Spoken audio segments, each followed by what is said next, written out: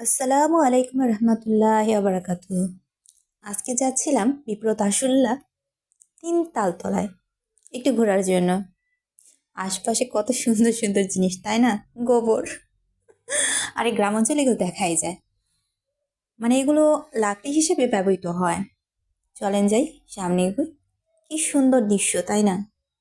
সূর্য অস্ত যাচ্ছে, মানে এত সুন্দর লাগছে যেন কমলা রঙের একটা আভা।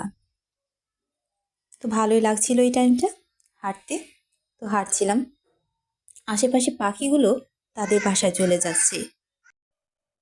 পাখিগুলো তার নিজ যে বাসা আছে, মানে যেখানে সে স্বাচ্ছন্দ্য বোধ করে সেখানেই যাচ্ছে। তো আমরাও হাঁটছিলাম, একটু একটু করে হাঁটছিলাম। আশেপাশে গ্রামের দৃশ্যগুলো দেখার মতো, অনেক ভালো লাগে।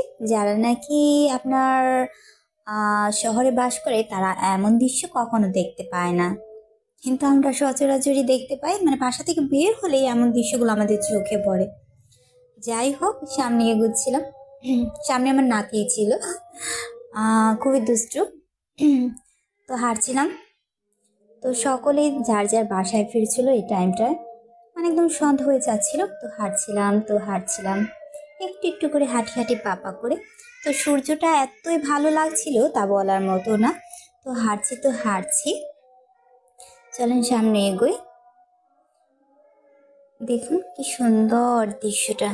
আর সামনে ছিল অনেক বকের ঝাঁক, সেগুলো সুন্দর মতো আমরা দেখছিলাম আর হাঁটছিলাম রাস্তা দিয়ে।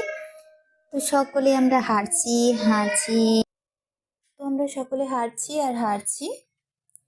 আর আশেপাশে যে ঘাসগুলো ছিল বা লতা পাতাগুলো ছিল, সেগুলো আমার খুব ভালো লাগছিল। অনেক দূরে দেখা যাচ্ছে, দেখছেন, কুয়াশার মতো। আসলে ওগুলো কুয়াশা নয়, ওখানে কিছু পোড়া হচ্ছিল বা আগুন লাগানো হয়েছিল, সেক্ষেত্রে এমন দেখা যাচ্ছিল।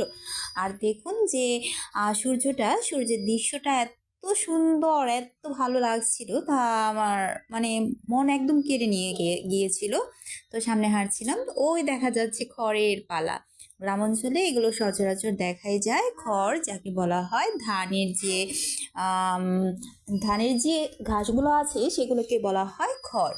আর সেই খড়গুলোকে এখানে একটা বড় একটা পালা হিসেবে রাখা হয়েছিল। আর এখানে আমরা ঘুরতে আসছি, দেখুন বড় একটা লেক।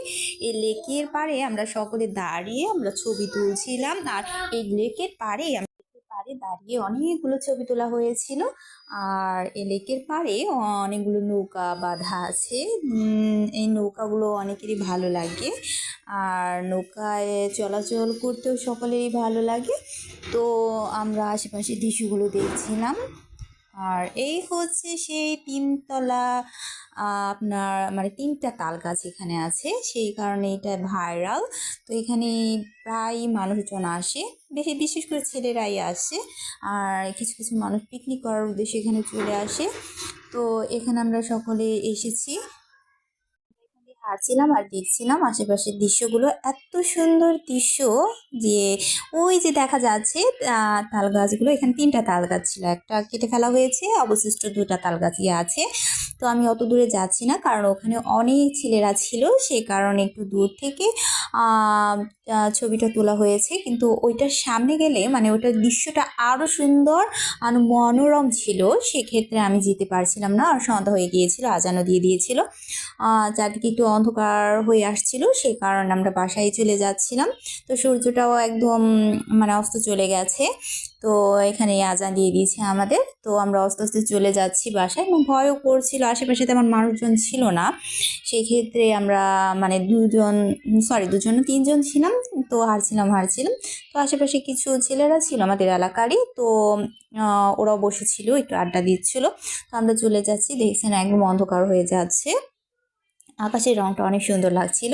সেক্ষেত্রে আমার ব্লগটা কার কেমন লাগলো অবশ্যই